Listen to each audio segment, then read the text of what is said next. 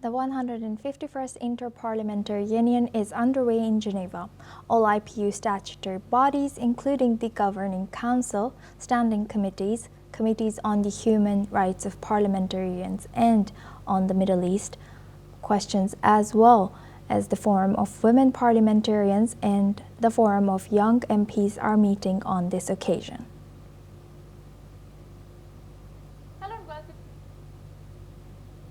My colleague Pia Mann has had the opportunity to speak with some parliamentarians gathered in Geneva. Have a look.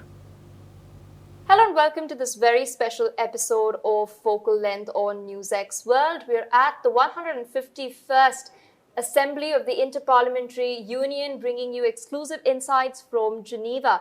I'm being joined by a very special guest. With me is Ms. Laetitia St. Paul. She's a Member of Parliament from France. Thank you so much for taking out time and speaking to us on NewsX World. We're seeing 183 member nations and their representatives gather here for deliberating upon issues that are plaguing humanity at large. I wanted to understand from you, in this context, what is the future of democracy? I try to remain optimistic, even if there are many threats against democracy all over the world. I especially work on AI and foreign interferences and NI and cognitive warfare. So there is a real pressure to invade our spirits and to convince our people that democracy isn't the best way to lead a country. So we need to strengthen the collaboration, and I'm convinced of the role of the IPU. Absolutely.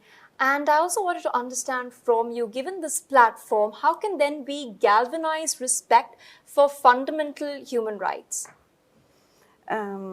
Maybe you heard our deliberation, and this is France and the United Kingdom created this IPU really based on human rights. You are in Geneva, there is the Red Cross Museum, and saying that this is a key role of parliamentarians. This is to represent our citizens. So we are all convinced of the place of ethics and humanity. And I want to also understand from you, how's your experience been at the IPU so far? Sometimes at the beginning, it's quite hard to understand all this organization. As you said, many countries, many different committees. When I first came, it was quite a jungle, but quickly you understand this is an international organization with rules and culture. And I decided to join the I Committee against terrorism and organized crime because my background is on defense and security, because I used to be a French officer within the French army. Wow. And so quickly you find the topics where your experience can be useful for all the parliaments, and yes, quickly you work with specialists on your items, and we built really high level reports and advice. Indeed, you mentioned that your specialty is defense. I'll come to that in a bit. But before that, I'd like to touch upon a very important topic, artificial intelligence. Technology has permeated our lives, including AI, right from children to the elderly. Everybody uses it, maybe from mundane tasks such as to maintain a vegetable list or to do deep research as well. But AI has its drawbacks. There are a lot of concerns regarding this as well. And I wanted to understand from you, how has France adopted AI and how do you think it can benefit governance in France? So in France, we think at the local scale, the national scale, and the European scale, within the European Union. So we are voting currently, so this is breaking news, the cyber resilience law, Yes. which is the European Union law. And that's crucial. As I told you, I work for my Foreign Affairs Committee of the French National Assembly on AI in cognitive warfare. So there are different levels, the human beings level and the cyber criminality. And the number of cyber attacks is exploding. Yes. Really, that's and AI, especially on that point. This is kind of can be useful as a shelter, as a I try to find the right word, like a defense. Yes. And the research is telling that AI is more efficient in defense than in attack for the questions of cyber security. So this is good news. It means that it's a brilliant tool to cope with it. But at the individual scale, the pressure permitted by AI on our minds with deepfakes is much bigger than an attack, than a tool to face it. And so I know that, like every technology, there is good sides and side effects, like a medal. A double-edged sword, as you put Yes. it rightly. We've recently seen the AI summit take place in France as well. The next edition is going to take place in India in February. I wanted to understand from you, in this context, how is France as a country then embracing AI? We are embracing AI because it's going to be part of our everyday life, of all of our citizens' life. I'm convinced a revolution like the previous industrial revolutions. Yes. And it is one of them, not just an evolution, a revolution, because the cost is collapsing, the quality is much higher, the quantity much higher, and it's in our everyday lives. So you can't pass by. Absolutely.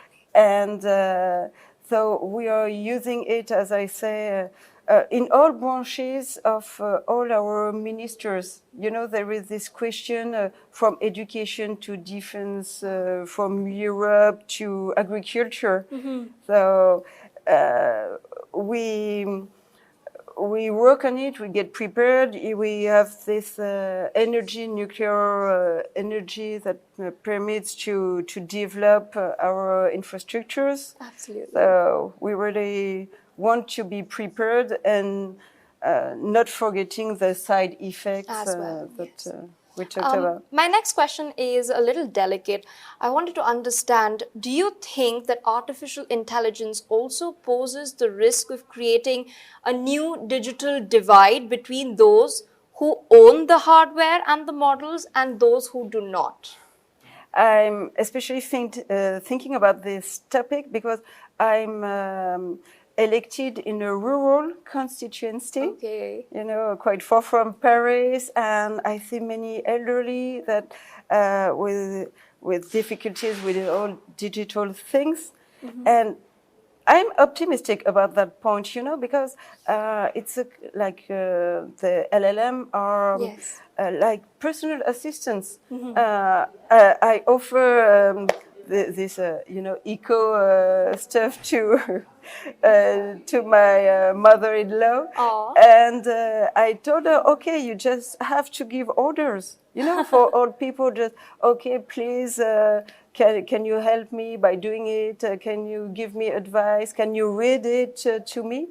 And maybe the digital aspect that we lived the 20 last years created a gap, but maybe this tech will fulfill this gap for those people who feel alone, we face aging of population, but if you just have to talk to the machine to give orders, even if you are going to be blind or and if you are disabled, but it can help. So maybe we mustn't fear this part of AI. Indeed, and you've mentioned about the European law at large. I wanted to understand what are France's concerns regarding a sort of policy framework for AI? We feel concerned, and I'm at ease with this law. You know, I compare it with the road code. Is that the right term? You know, on the road there are rules. Yes, and regulations. If you drive without rules, there will be car crash. Yes. So the idea is to have the kind of similar rule on this topic, but not rules that oblige you to drive only 5 kilometers per hour. You know, rules that avoid car crashes, but not rules that prevent you to use it and drive. Yes. So that is hard to find the right level, but we need to regulate it. Of course, I don't doubt about it. And speaking about India, since I'm from there and our news channel is headquartered there, you know, India and France enjoy really close ties. Cooperation in the defense industry, as you mentioned before, you've been a part of the armed forces as well in France. That's quite close as well. How is your view of India? Oh, a nice view of a huge country. As I said, I live in a 500 inhabitants village, and I'm fond of your food. But that's a good start. I'm convinced of diplomacy of the plate, you know, as a French lady. And so I especially know India through your perfect food. And the way you develop engineers to reach a top level. And I heard that you were better than us about promoting science for women.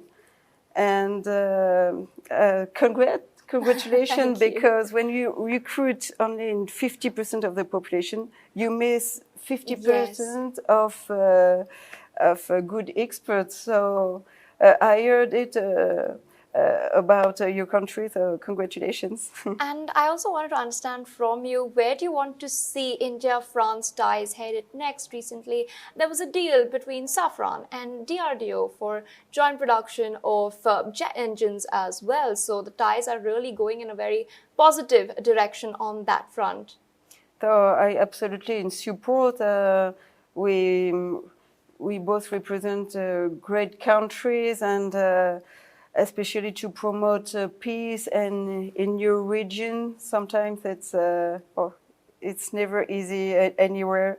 And I hope that the links between the two countries will go further. And I know that my President Emmanuel Macron traveled to India, and that was the best way to say that we are friend countries. Also, and I'd like to end it on a very light note, since you said you like Indian food. Is there any specific dish that you really enjoy eating? Butter chicken. Of course. All right. And naan. I love bread as a French person, you know, with baguette. Yes. So your naan with butter chicken, the perfect dish. All right. Thank you so much for taking our time and speaking to us on this very, very special episode of Focal Length. Stay tuned for more such insights on NewsX World as we continue to report from Geneva.